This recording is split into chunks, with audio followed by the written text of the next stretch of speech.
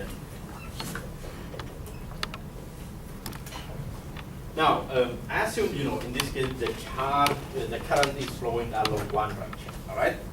Now, if I know the charge density is J, and I assume that the charge is, the current is flowing in all three directions, along the positive X, and along negative X, positive Y, or negative Z, positive Z.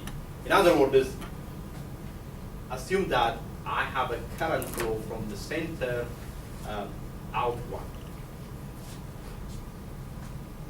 So if I have a current flow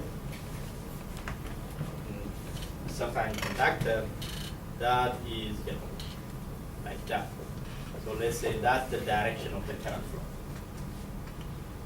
Now, if I want to know the total current, and if the current density is J, what should I do? Let's say J is the current density. Current density, and this flow of current is in a certain volume.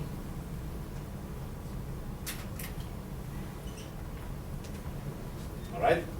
So, now if I want to know the total current, and if the given charge density is J, what should I do? I just have to integrate J over a closed surface, right? If I integrate the charge density over a closed surface, over a surface that's enclosing this, then I can find the total current, right? Does that make sense? So,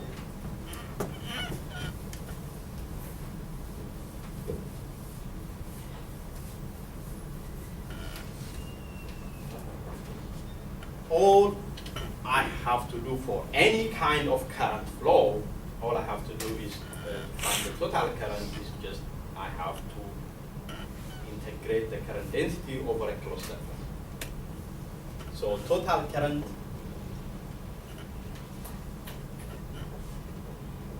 I then is just going to be the integral over a closed surface of J dotted dn. All right?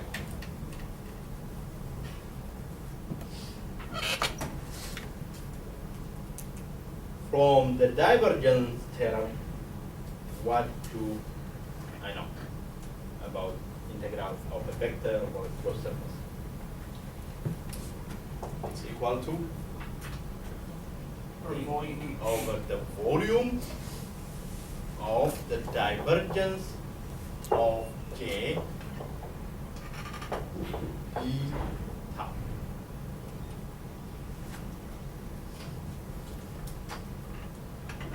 Now, when we talk about current in a given volume, it is just a flow of what? A flow of charge, right? So if we are talking about the current, that's the charge flowing out of this volume, then how can I express that current in terms of the charge inside this volume? So the total current in terms of the total charge inside this volume. So total current in terms of the total charge inside the volume.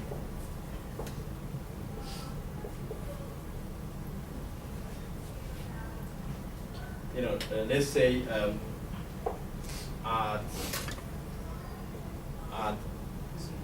t, at time t, if the charge is q of t, and at a later time t plus dt or delta t, let's say delta t.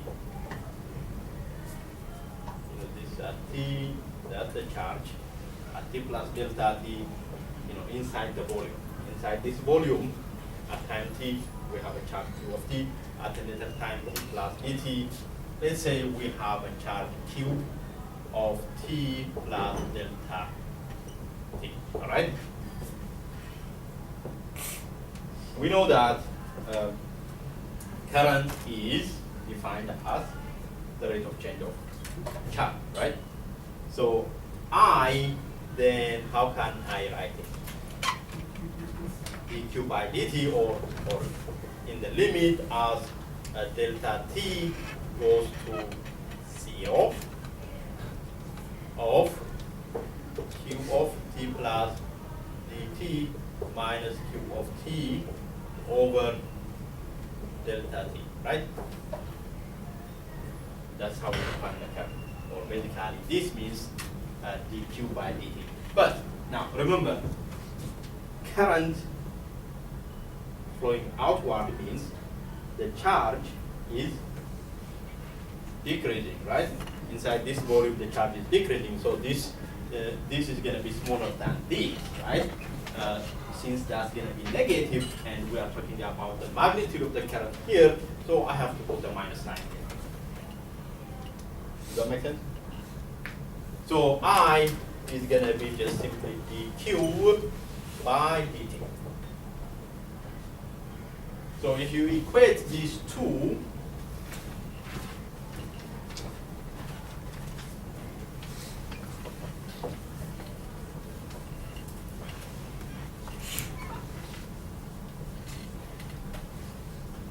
so you would have minus of dq by dt equals to the integral over the volume of the divergence of the current density J times eta. But from what we discussed here, if I'm interested in the total charge inside this volume, how can I express it in terms of the charge density? The total charge. We are talking about instantaneous total charge at a given time t. Q is just the integral over the volume of what?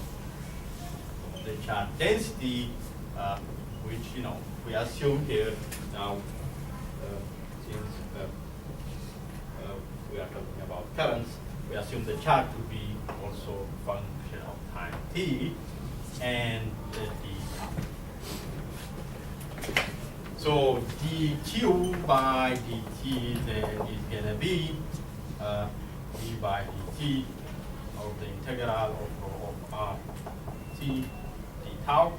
So that means it's just the integral of d rho by dt d tau.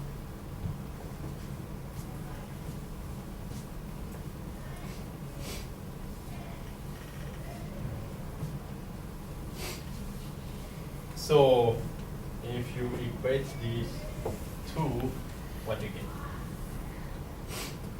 So if I substitute for dq by dt that, then I will have minus the integral of d rho by dt d tau equals to over the volume is the same as over the volume, the divergence of j d tau.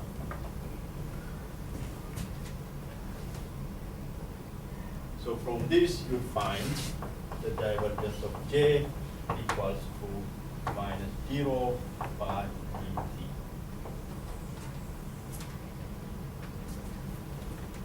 So this is called the continuity equation. So in magnetostatic, we do not have accumulation of charge in space, at least for the things that we are interested in here. So 0 by dt is going to be here in most magnetostatic programs.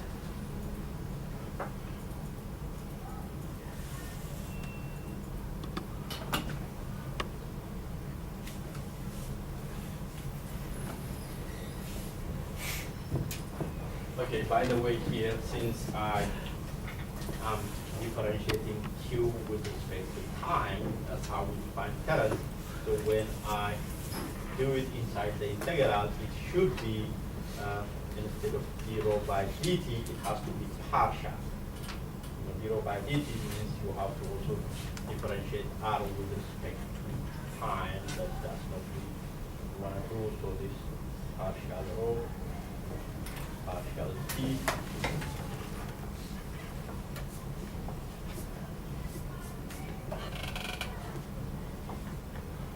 So in magnetostatics,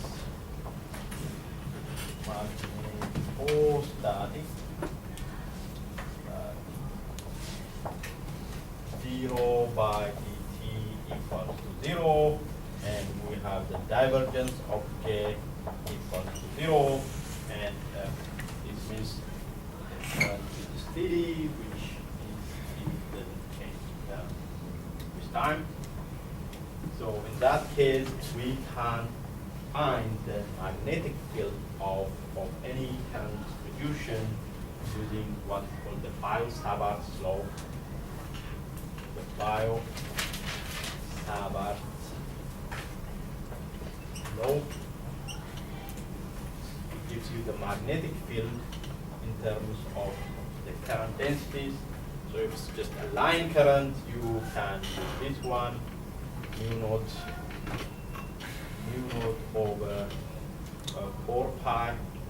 Mu naught is the magnetic permeability of a free space.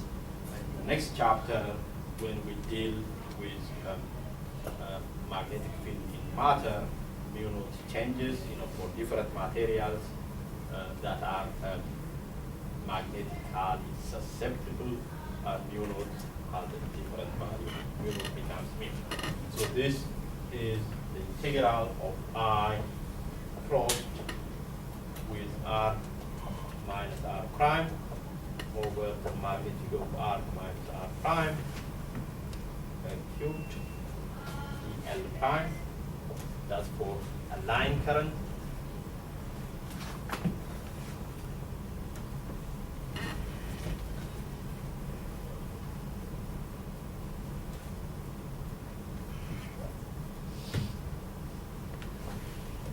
So for a volume current, for a surface current, I becomes K, and here you have dA, and for a volume current, this becomes J, and this becomes d tau. Okay. So let's do an example. Just for line current, this is the answer of this. If the wire is infinitely long, you have seen the info this tool, but you know how it was obtained. So example 5, 3. So find the magnetic field at distance S from a long straight wire carrying a steady current I. So if you have a wire, let's say it's along Z direction, so I, and X, this is Y, so this is going to be Z.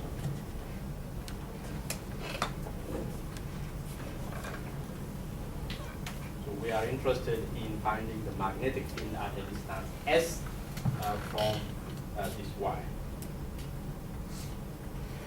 So if I put this point here, so that S is where we want to find. So from introphysics to, if this is infinitely long, what's the magnetic field? B is going to be mu naught I over 2 pi S, and